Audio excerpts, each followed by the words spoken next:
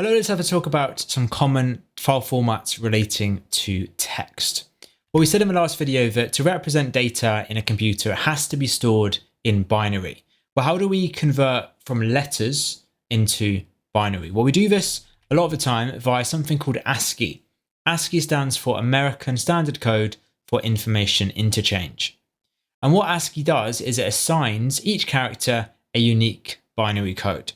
So actually characters are letters, numbers, and symbols. So all of those would have binary codes in ASCII. Essentially, ASCII is a big table. This just shows a few characters in this table. Actually, there are hundreds of characters in total. Each are given a unique binary code. And this file format will store the equivalent of these characters in binary. ASCII is very common, very widely compatible, and has been for a long time. The key issue with ASCII on its own is ASCII only supports English text. So importantly, this means other characters in other languages, which are different to the English characters, wouldn't be represented in ASCII. Slightly less importantly, things like emojis also aren't represented in ASCII. So if you're only ever using English, ASCII is fine. If not, you've got to use a different method. Now, numeric files are different to text files. They don't quite warrant their own video because they're not particularly common. However, you can have files which only contain numbers, and these are numeric files. And I'm mentioning these here because you could represent these directly in binary, or you could use ASCII to represent these. So despite ASCII being primarily there to represent English text, we also can use ASCII to represent numbers as well. So for example, 84 could be a number in a numeric file. We could represent this either directly in binary by converting it, or we could use ASCII to store it as well. Now you can see here the ASCII binary is a little bit longer than the direct binary, which can be a drawback. However, this could be more widely compatible, so it's a bit of a trade-off between the two perhaps. Now here are three file formats which could all use ASCII in their representations. These are all file formats for plain text. Now plain text is a particular term in IT. It's a term for files where the text has no additional formatting.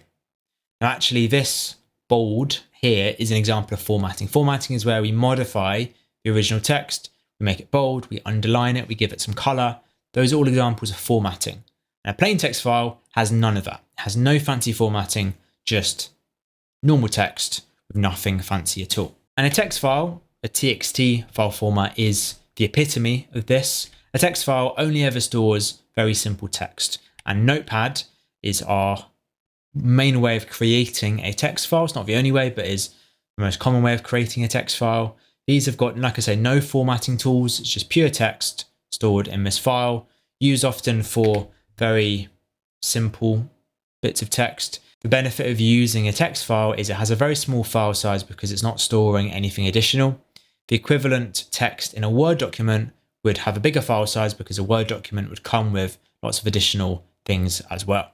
A CSV file is used a lot in data analysis. CSV stands for comma separated values, and a CSV file is used to store data in table form.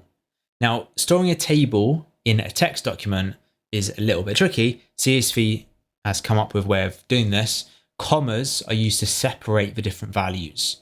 So really the commas are used almost as the line in a table. Here we've got name, age, and grade. These are really our column headings, and the comma is separating out these column headings. I've then got effectively two rows here. Aisha is under the name column. That's the value under name. She's 17. She got a merit as her grade. Liam, 16, got a distinction.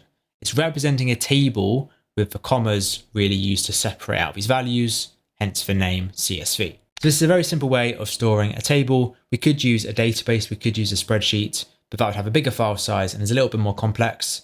A CSV is also widely compatible. We often use a CSV to import data or perhaps export data, and they're used a lot because of that compatibility. Fixed width files are also used for storing data in table form. They're not nearly as common as CSV files.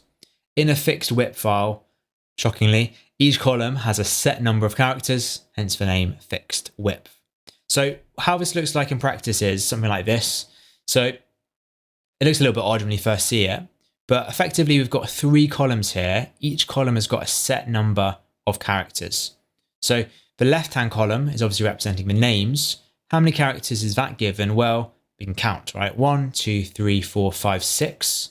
However, we've also got this gap here, which is presumably part of this column. So maybe got 7 and then 8. So perhaps we've allocated 8 characters for each name.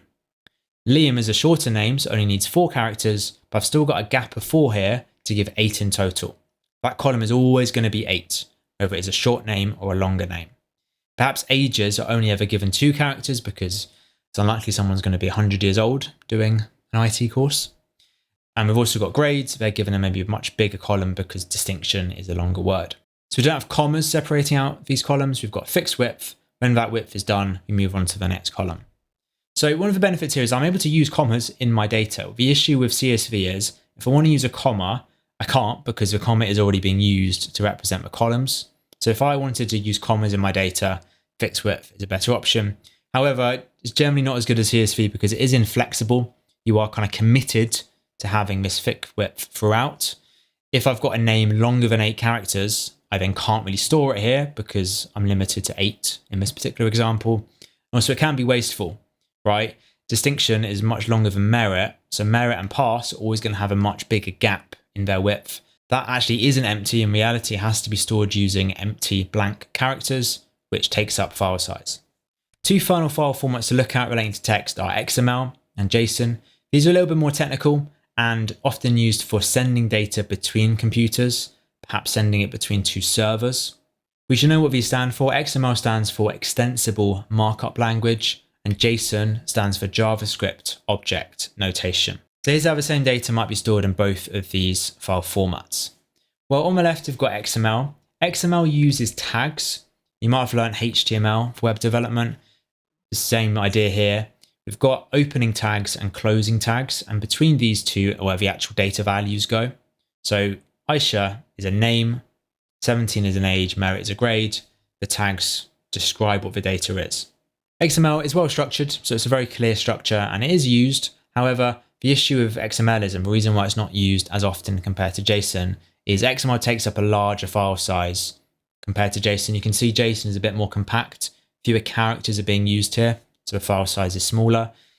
XML is a bit repetitive. I'm writing name twice, once in the opening, once in the closing, and this applies for all of the tags here. I only have to write name once in JSON, for example. So JSON uses what are called key value pairs. The key is sort of the label for the data, maybe the column heading, and then the value is the data itself. We use a colon to separate these two, and we use commas to separate the different key value pairs. And curly brackets are used to start and end this. Like I said, a benefit of JSON over XML is it has a smaller file size, but also this is faster to process than XML. Let's imagine we are using these methods to exchange data between computers. Well, when the receiving computer gets this file, it can load in this data faster with JSON than it can with XML. And so JSON is typically used a bit more often when we are doing that data exchange.